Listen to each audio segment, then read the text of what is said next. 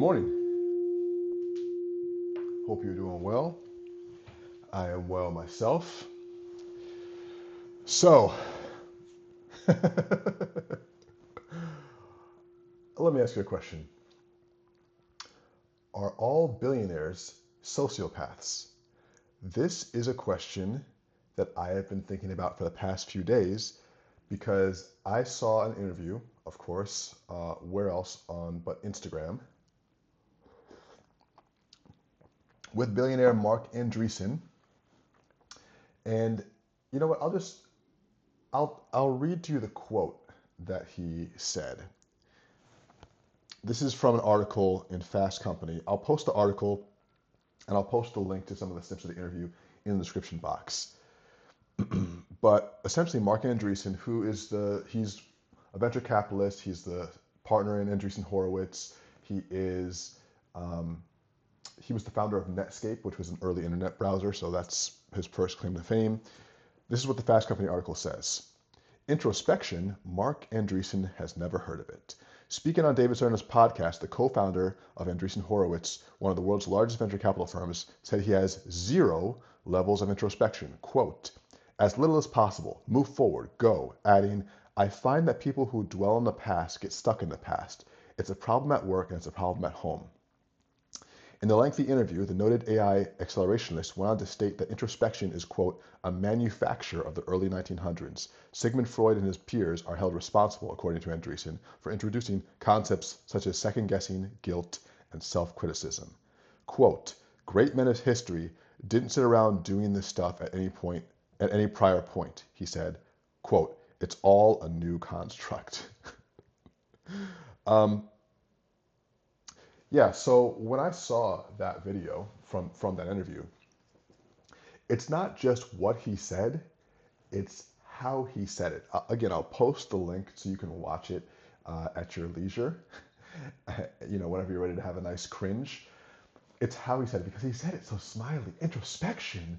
No, I don't do any thinking back about what I've done. Guilt? No. Freud? Huh. And you know how you have these what are called hackles on the back of your neck, when the hair is on the back of your neck, and you just get this feeling like there's something, either there's a stench in the room or there's an evil spirit in the room.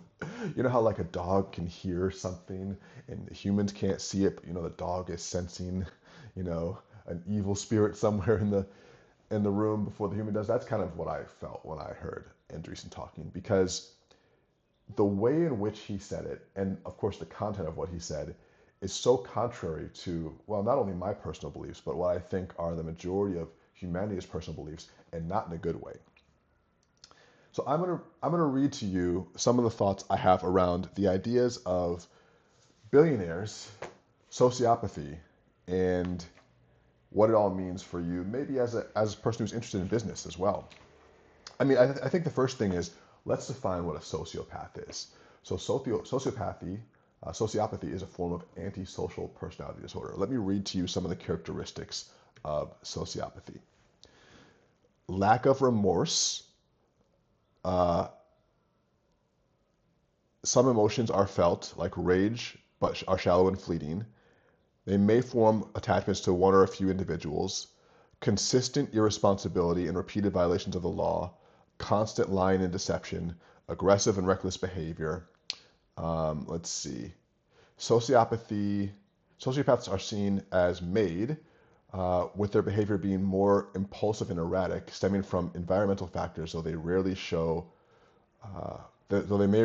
fleeting guilt. So this is opposed to psychopaths, who are often considered born, exhibiting a profound lack of emotion and remorse, making them cold and calculated manipulators.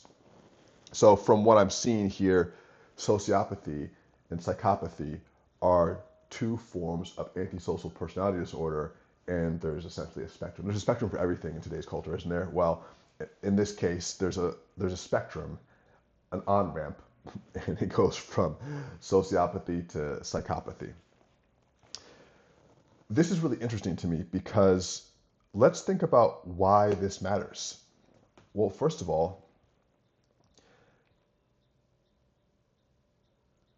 if you are interested in business, if you are interested in improving your net worth, if you want to be an entrepreneur, I mean, as you guys know, I've been talking for years about business. Where's my book? I'll pimp it out here. This is Rich 20 something, Ditch Your Average Job, Start a Big Business, Score the Life You Want. This came out in 2017.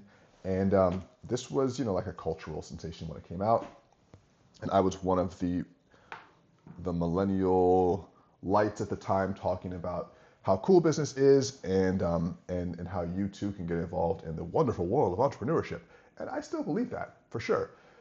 And I think that at that time especially, millennials were enamored with who we considered to be the top dogs and the leaders in that movement of business genius. So who do we have? We have the Mark Zuckerbergs, we have the Elon Musks, we have the Jeff Bezos, we have the Steve Jobs.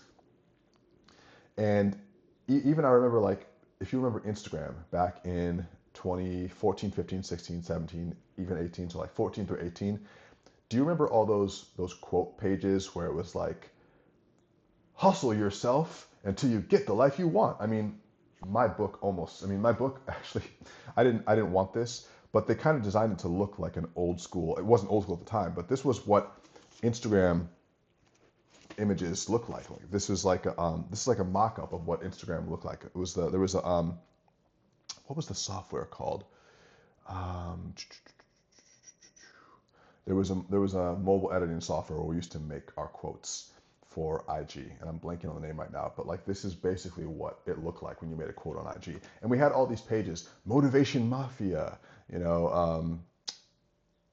all these different types of pages that were espousing the views of entrepreneurship and talking about how great it was to be a hustler. I mean, Gary Vee was the big wave in this era, and even nowadays, that's essentially where the spot that Alex Hormozi has taken. And so we championed these hardcore, don't sleep, true grit entrepreneurs because we thought that they had some sort of mental key that they'd unlocked to becoming successful. And it's tied with the American ethos of winning at all costs, really hard work, capitalism overall, get that money, and culture was riding that wave. Now, this isn't a video that's going to bash capitalism necessarily, but it is referring to a time, especially in the millennial culture, where we really looked up to these guys. And mostly guys, let's be honest, it's mostly guys. Now, let's fast forward to 2026, where we are now. Do we champion these people as much anymore? I'd say we don't. I'd say that many of them have had pretty distinct falls from grace. Even if I just were to look at, have the Forbes list pulled up right here. Now, I don't know everyone on the Forbes list. I know some of them, but think about it.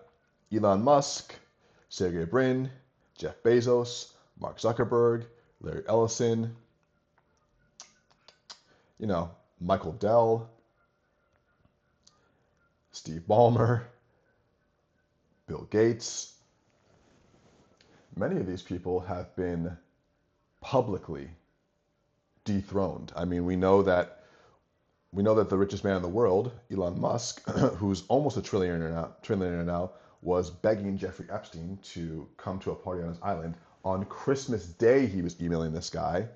Does anyone think that Jeff Bezos isn't freaking tweaked? Mark Zuckerberg is widely considered to be a reptile now, which is kind of like a joke. But if you watch him, you think, is this a person that I want to emulate? Who else do we have? Larry Ellison and his family now own the majority of the media in the US, including TikTok. And I think we all can agree that we don't want anyone to own that much of what it is we consume. Michael Dell has had some freaky appearances recently. Bill Gates is widely known to have been in the Epstein files with young girls. So, I mean, I could go on and on about this. It's not really about Epstein necessarily.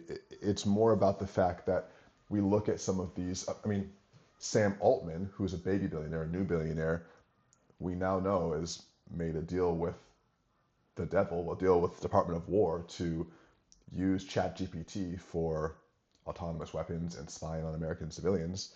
So those are the people that just 10 years ago we would have lauded, we would have applauded, we would have wanted to emulate because they were what is seen as the ultimate form of success in the entrepreneurship game that we're playing.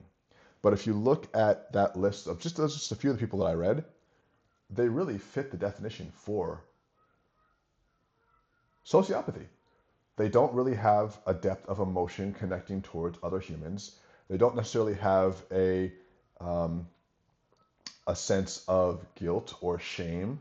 They don't necessarily have a sense of outright compassion for the general humanity. They might have people that they love in their family, but look at how they treat 99.9% of humanity. I mean, Donald Trump is a great example of this. Billionaire, although he's become the richest he's ever been in office these past few years, crypto rug pulling the United States and the world, clearly a sociopath. And I can't speak for everyone on the Forbes list because a lot of these people are not as public. I talked mostly about Americans who have public-facing personas.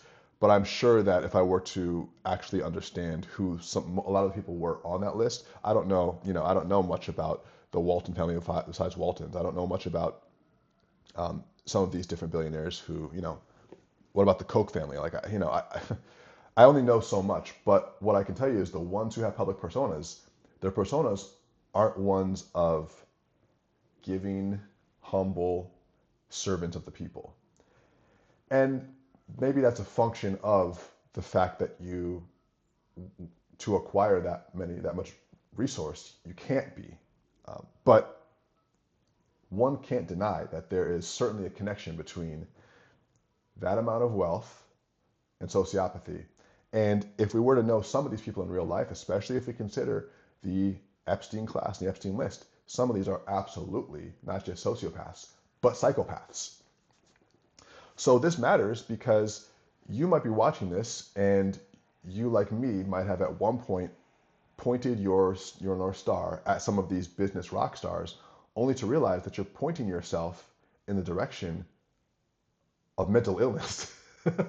I mean, the definition of sociopath and psychopathy, according to the DSM, are still subjective, right? So it's still someone's opinion based on a lot of factors and based on many case studies. But the reality is, if your North Star has been these types of people, and they all share these common traits of being clearly sociopaths, or a large majority of them, because I don't know all of them personally or all of their hearts and minds, but it seems like a majority of them share the traits of sociopathy. It matters because as just regular entrepreneurs who want to build a business and who still have humility and emotional depth and care for the world, we don't want to aim ourselves towards people who have been categorized as having antisocial personality disorder. It doesn't make sense, and I think that hasn't been brought up enough. We've talked about what is a sociopath. We've talked about why does it matter. I've given you some examples. What I have written down here is, again, false business idols, which is what I was referring to. We don't want to make, God said, "Thou shalt not have any false idol." We don't want to have false idols. We want to be very cautious of who we're aiming ourselves towards. I'll give you another example. Recent enough, you may have seen the interview with Alex Hormozi and Tony Robbins. Now, I couldn't watch the whole thing because I can't stomach it. It's too much of that energy at one time. And by the way, Hormozi, for the record, I think is like a brilliant strategist and a tactician and a great business mind. His books are awesome. So on that side, I applaud him, and he's done great work. And if you look at just the way he was expressing himself on the interview and what he was saying, the man is not happy. He's not fulfilled in his life. And Tony's solution for Alex feeling unfulfilled is make a bigger goal and go after it. Ah, and the whole point is that Alex has been chasing his big goals and accomplishing them, and he's still not happy. And Tony's Tony's solution is to hit a bigger goal. And I'm like, I think you missed the point. And Tony is probably a sociopath too. Remember this: just because you smile and you have a great charisma doesn't mean you're a sociopath. In fact, there probably is a correlation between high charisma and sociopathy because you're wearing, in many cases, a mask to create an effect and appearance so people will do what you want them to do because you're worried about you. Tony is another good example of someone who I listened to Tony Robbins since I've been a kid. Like my grandmother used to have, she had his like 20 CD compendium, Personal Power 2. I remember in his face on the cover, and we used to listen to the CDs in the car, and it was like pretty good. It was like positive brainwashing. So I don't have anything wrong with Tony in particular, but when you just look at the way that he carries himself and presents himself, there's so much performance going on at all times. You're like, oh, you're wearing a mask. No one's actually like this. And if they are like that, and that's who they are all the time, even they might not be aware that they're wearing a mask. It just doesn't come off as very human to me. It's too, I lived in a bathtub and I was eating off the floor, and then now I have 1,000 turkeys a day. It's like it doesn't hit as human. And I think whenever people want to see the humanity in our leaders, for sure. And I know people close to Tony who have told me over the years that like he's not the same. Let's just put it this way: he's not the same with family that he would be in public. And that's probably true of all of us, but the wider the gap is between who you are in public and who you are in private, the more of a mask you're clearly wearing. Sociopaths. We've been worshiping sociopaths. Another question I had around this is it nature versus nurture? So the definition of sociopathy versus psychopathy kind of told me a little bit of the answer. According to this definition, psychopaths are born. They're just born cold and emotionless. And sociopaths can be made through trauma or through just rough upbringing, etc. But then what I wonder is, so someone like Elon Musk, let's say right now he's the richest person in the world. It looks like he will be for a while. Is he someone who, because of his makeup, and by the way, I think probably he's a psychopath, but is he someone that because of his makeup was always going to be the way he is? Or did his wealth and his growing gigantic wealth also contribute to who he is now? I think the answer is probably both. I think probably he had some internal settings at birth that made him like that. Probably some traumatic experiences. I think, and if you read his biography, which I read his Walter Isaacson biography, I think that's probably the case. I would like to know more about his brother Kimball and wonder if they have a similar look on life because they grew up, under the same household with the dad. I wonder how much of it is nature versus nurture, how much of it is influenced by who he always was, and how much of it is influenced by the wealth. Because what my thoughts are is that when you accumulate that much wealth, you have to change. Or I shouldn't say you have to change, but it changes you. It changes you because it creates so much distance between you and humanity. You feel that it does.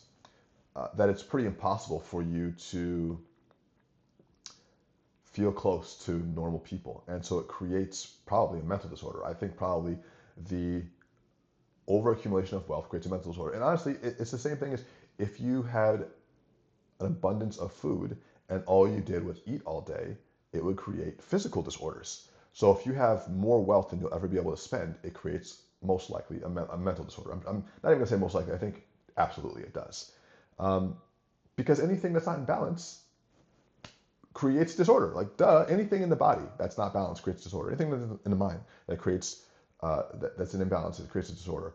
If you think of another good example is if you think about like athletes and entertainers who have unlimited sexual access to whoever they want, it usually creates a sex addiction because they just can't stop pushing the button. And then what happens too?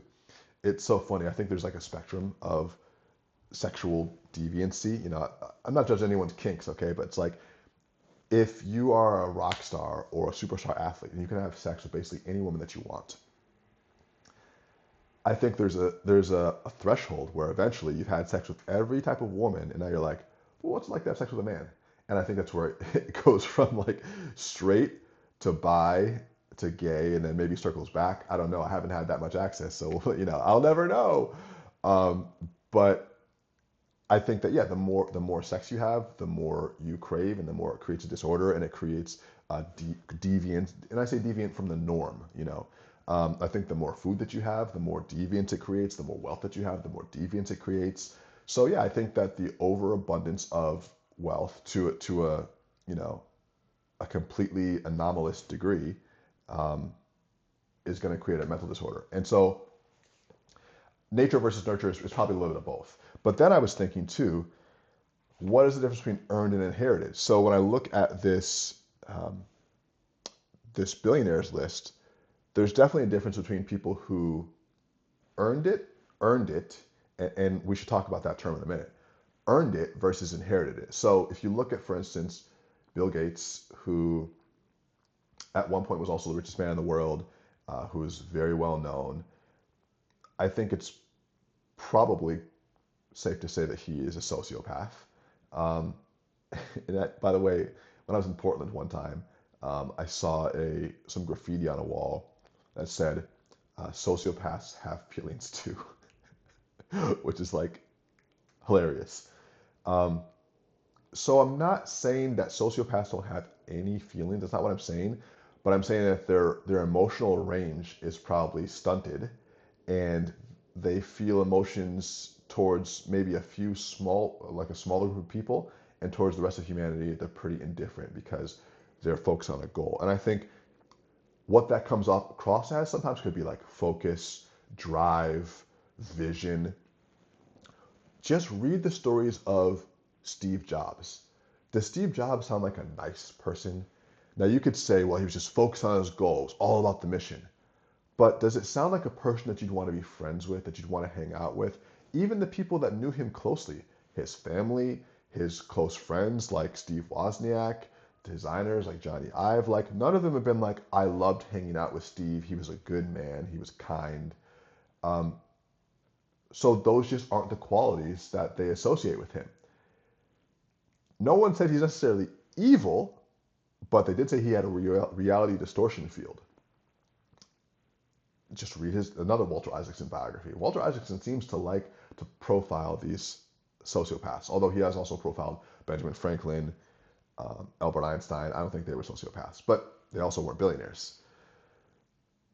So it's just interesting, right? Like someone like Steve Jobs, clearly sociopath. Psychopath, I don't know. I will tell you, Steve Jobs hasn't come up in the Epstein files yet. So although Jobs died around 2012, and I think Epstein was really starting to get popping around 2012. I don't know, but for what it's worth, no Steve Jobs in the Epstein files. But clearly, sociopath, right? And so that's earned billionaire status. Same thing with Bill Gates. I think probably for you, I don't think Bill Gates and Steve Jobs competing all that time. I don't think a sociopath I don't think a non-sociopath can compete with a sociopath. I think you have to have two sociopaths competing because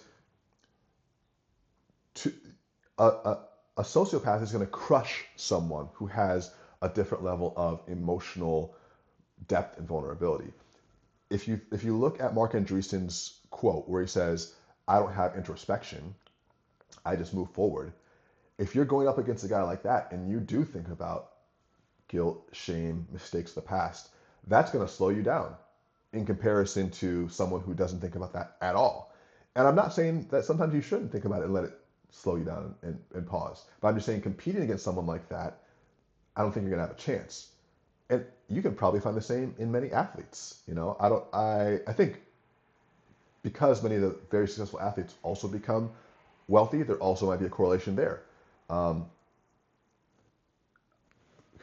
Michael Jordan, probably a sociopath. Just think about the qualities that he shows in his documentary. And people will say that's just drive, it's focus, but like kind of a piece of shit too. No one really liked Michael Jordan. He was just great at what he did, and we idolize that greatness, but we don't think about the mental condition of someone who's like that. And maybe you don't want to be like that. If you follow jujitsu, Gordon Ryan, probably a sociopath, and he's not even close to a billionaire. But to get to that level of achievement, you probably have to be pretty emotionally numb.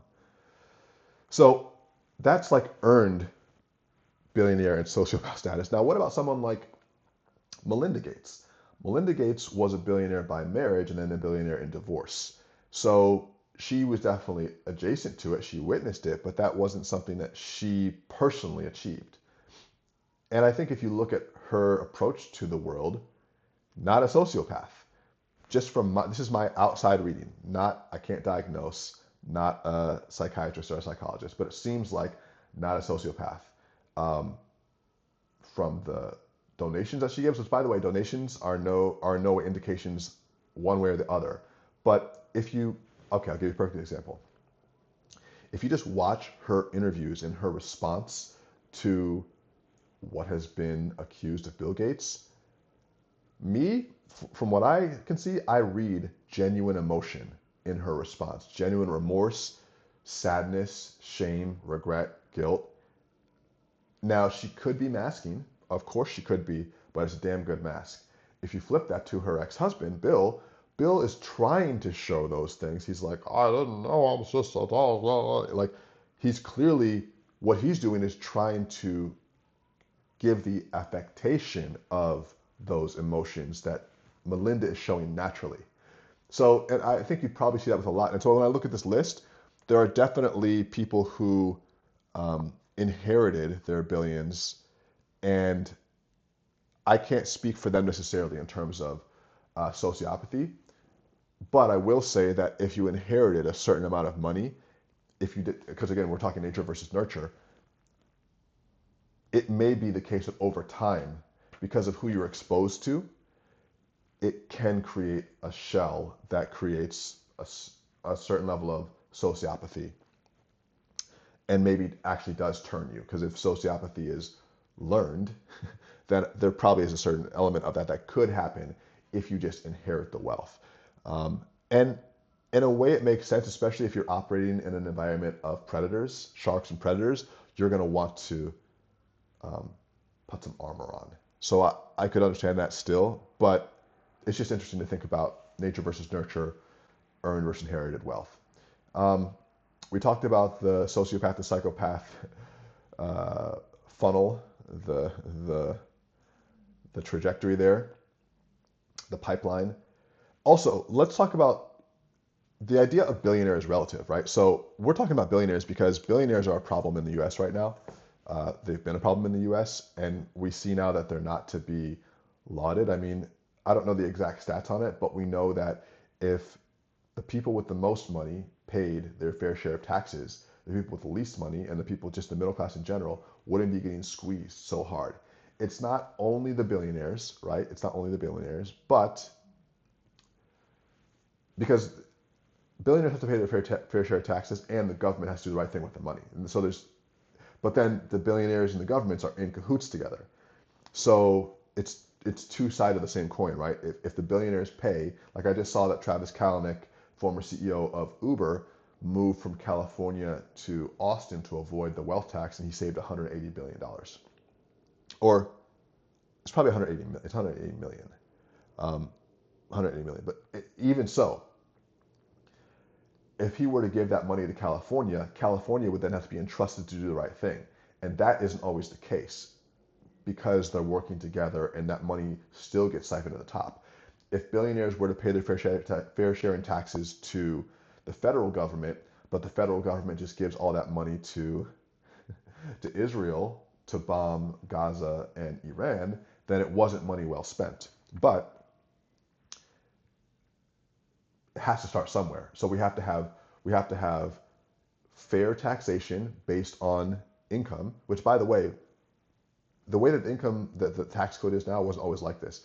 Back in, I think, the 40s, 50s, 60s, and earlier before that, if you were making over a certain amount of money, I don't know the exact tax code from that time and the exact numbers, but if you were making like over $5 or $10 million a year, maybe even less, like 90% of that was taxed.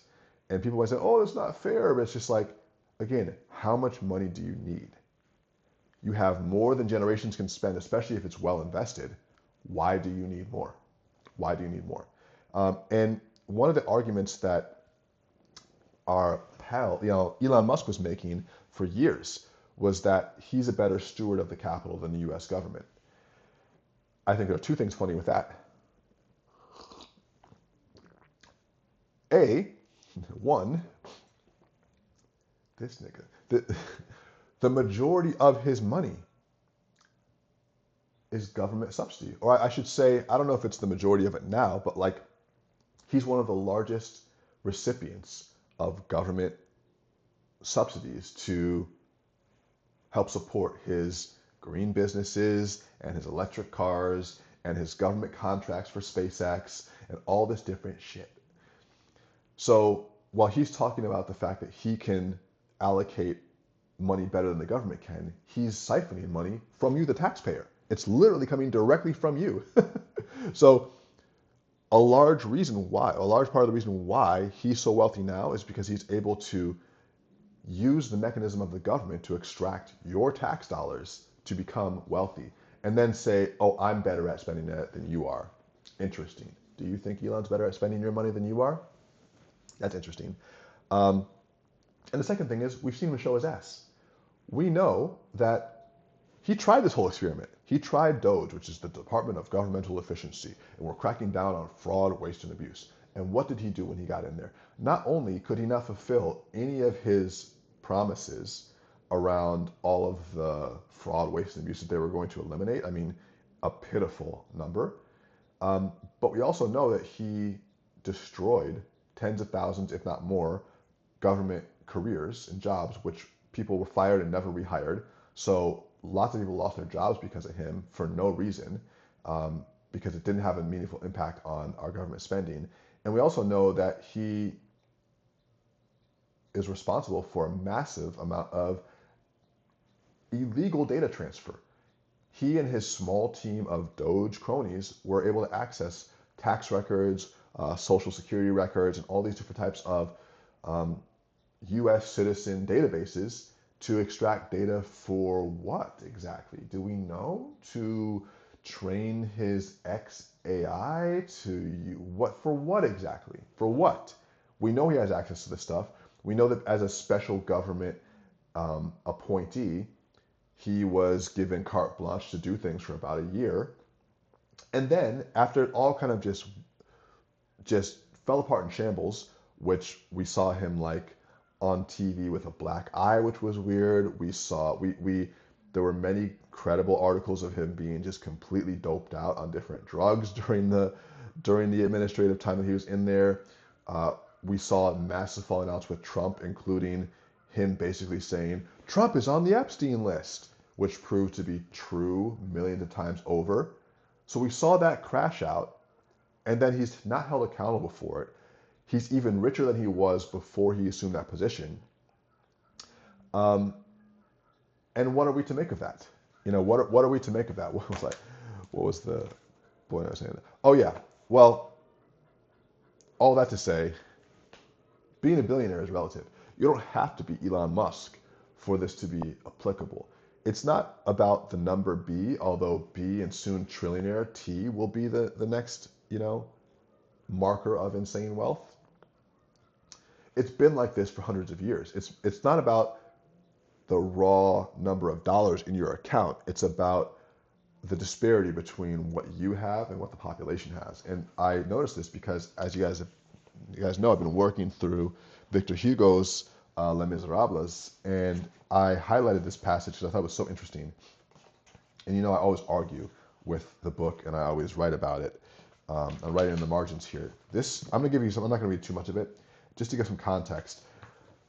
This piece of the book is comparing one of the main characters, who's a bishop, who's like a really humble, kind, and, you know, like human bishop, to others of that era, senators and merchants, so the billionaires of today, the really, really wealthy people of today, comparing and contrasting their different outlooks on life and talking about the trap of wealth. This is what it says.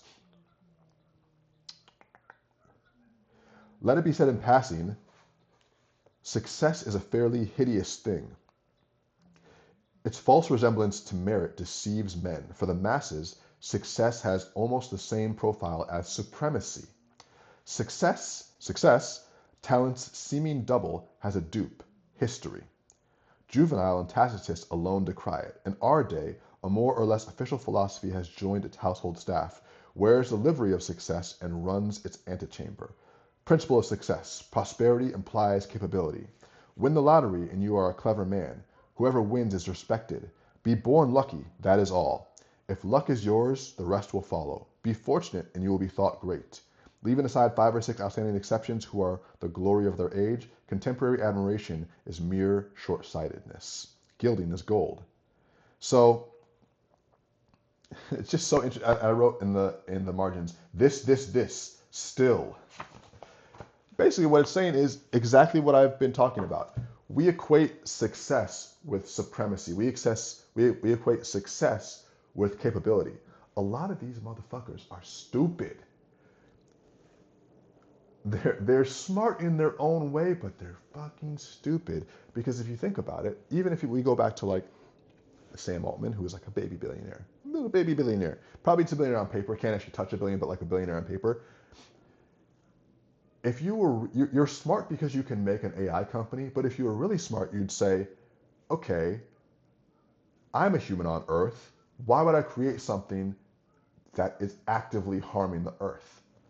I'm now signing contracts that allow fellow civilians, who I am actually a civilian, regardless of what I think, I'm a civilian, or I should at least say citizen. Why would I allow fellow citizens to be spied upon? Why would I create something that can warrant death on humanity autonomously? And why would I create an engine that is rapidly destroying the forests, the waterways, and the communities? This is technology, but it's not humanity, and there has to be a better way. Now, of course, his answer is money. And he'll have all these different answers for why it's going to be good for humanity and society. Remember, OpenAI started as a nonprofit with a stated goal of doing things like curing cancer. Now they are a government contractor that is a merchant of death, for-profit contractor. Those two ain't the same thing. Is the nonprofit in the room with us? So you're not that smart. You're part of this. If the technology that you're creating helps destroy humanity, and you are humanity, then you're not that bright, are you? The problem is, many humans, not all of us, but many humans feel that we're separate from nature.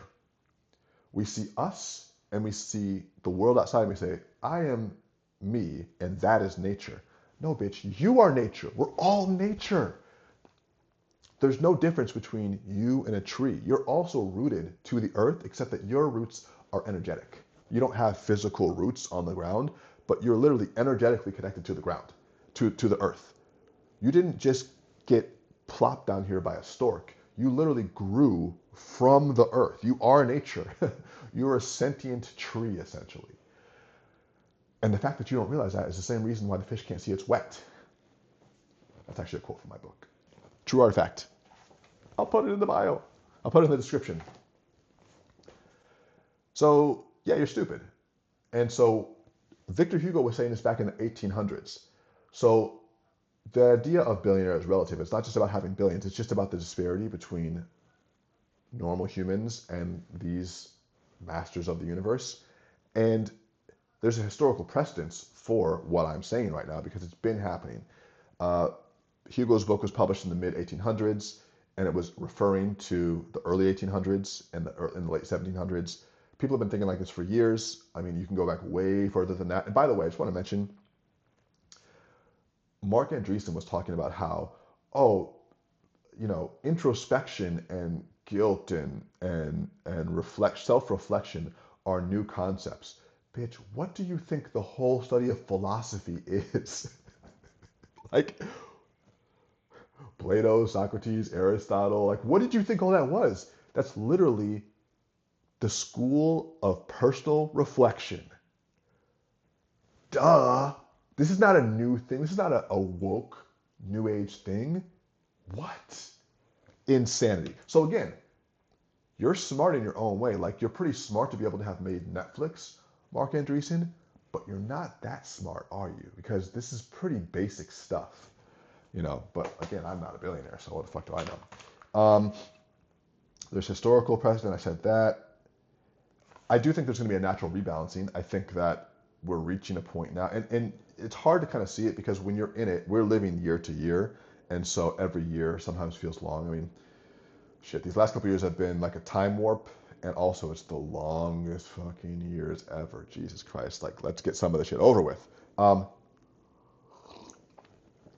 Bring on the meteor, but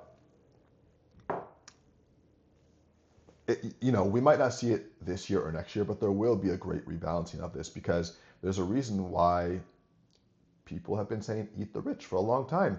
That's something that they would have said in the French Revolution. God, this book is heavy. The French, it literally is like I could do like delt raises with this. I could do lateral raises.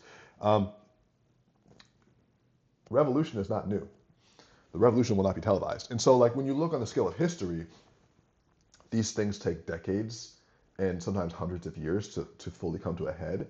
So we're in this cycle now, and it might be, it's 2026 as I'm recording this. It might not be until 20, 50, 60, 70. I think probably sooner than that. But like it might take decades for it to get to a point where it just pops and explodes. And for us watching this, and me making this and you watching it, that you might be an old person by then. But it only takes a few hundred years for these things to pop off. And it takes a few hundred years of repeated abuse of the underclass. And that's happening right now. And I personally think it will happen faster because the wealth disparity is too big and it's already starting to break down. We can already see the breakdown of society because of this wealth disparity. The whole idea of like you will own nothing, and you will love it. That's already happening. And so I think it's probably going to accelerate the eventual revolution. But I think there will be a natural rebalancing. And honestly, the rebalancing is not going to be pretty. It's not going to be like, we've all decided to come together and focus on the common good now. Like, I don't think it's going to be like that. I think it's going to be more chaotic. I think it's going to be bloody. Fill in the blanks there. Let's see. I guess the last thing I'll say is I believe that there can be capitalism with humanity. So I do think capitalism is still a pretty good system. But I think that we're reaching end stage capitalism now, where again the disparity is too wide. Because if you look at our country's history, even if you look at, for instance, after World War II, when the true forming of the American middle class was happening, because as it is, war does create economy, but the war that we're creating now, all those economic benefits are flowing upstream. It's not creating a middle class, it's actually destroying it. In the case of World War II, for a lot of reasons, because of the rise of the American dollar and the specific timing of things and the gold standard, like there's different reasons why war creates money, but it's for who? Within the context of like, let's say World War II, when it created the solid middle class, for, honestly, it wasn't that long, but if we're talking like late 40s, 50s, 60s, 70s, into the 80s. I mean, yes, 90s too. But there's been some breakdown since then. But like when the solid middle class of America really started to form, the average American family could have one person working a job, and they could be working at a factory and provide for a family of 5. And I know this because my family, both sides are actually from Detroit, like most recently from Detroit over the past few decades. And so many people in my family were on my dad's side worked in General Motor and Ford auto plants.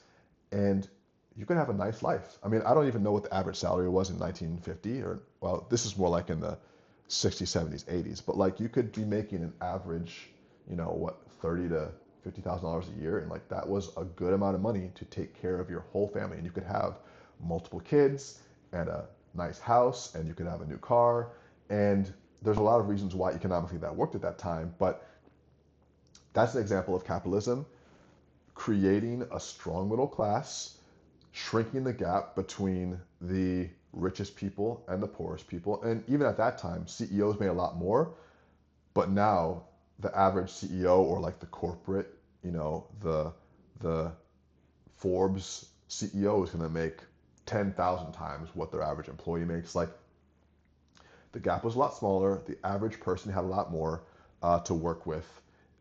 Houses were much less expensive, and not just in like inflation adjusted dollars, but also as a percentage of income. School was a lot more affordable. So that's why there's a lot of times a disconnect between what a boomer might say, boomer, someone who was born in the 50s essentially, and someone like me, a millennial or a Gen Z, who's experiencing the world as is and saying, listen, the world as is now is completely unaffordable. It's completely unaffordable. I actually had a dream last night that I went to my favorite sandwich shop in Venice Beach, and I got a chicken sandwich. It was $65. literally, that was my dream. And I still bought it. It's good. It's a good chicken sandwich. But that's how we feel as the new adults of this world. It's crazy too how when I was a kid, so like I was born in '88, which means I got the last year of Reagan into Bush 1.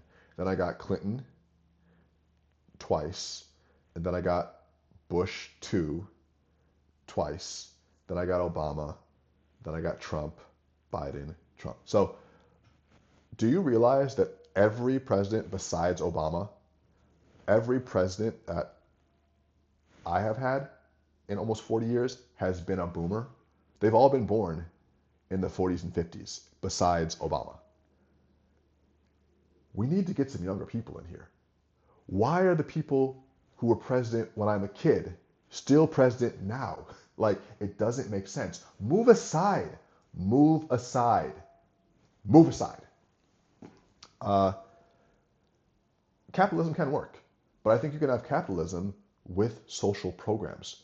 If capitalism is doing its job and the free market is working, there should be, one, not as big of a gap between the average everyday person who has no desire to be a billionaire. Think about Bruno Mars. I want to be a billionaire, so effing bad. Like, that just programs our culture. Not everyone wants to be a billionaire, nor should you. I don't think it's a good goal to shoot for. And I love money. I think it's great. I can't wait to be a millionaire again. I was a millionaire once, and I can't wait to go back. But billionaire is a whole different thing. So capitalism can absolutely work, but it can work while having social programs, social safety nets, and a general compassion for humanity. It's not either or. When you get to this stage of end stage capitalism, that's when we've already kind of, as they say, screwed the pooch. It's such a weird phrase. I don't think I'm going to say that again on a video.